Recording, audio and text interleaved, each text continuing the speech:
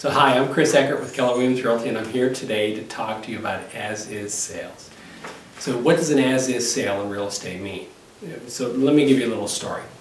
There are some neighbors of mine here on the Mid-Peninsula that were looking to buy a second home in the Sierra Nevada mountains. Now, I don't do business outside of the Mid-Peninsula, so they found a realtor up there, and I wasn't involved in the transaction at all.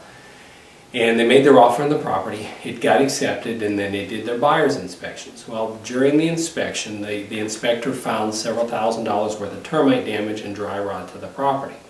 So the buyers called up their agent and they said, hey, what can we do about this? And she said, well, there's nothing you can do. You bought the property as is. Well, I'm here to tell you that is absolutely wrong. As is, according to the as is addendum, which is part of all of the real estate contracts, as is means as disclosed by the seller to the buyer at the time that the buyer makes the offer. So if the buyer finds something new that is significant wrong with the property, they have basically four options. And the first option is they can just take it as it is. They can say, you know what, we were lucky to get it, there were multiple offers, we don't want to lose the property, we'll just accept what's wrong with it and we'll take it as it is. The second option is they can say to the seller, we want you, Mr. Seller, to fix whatever's wrong with the property prior to the close of escrow.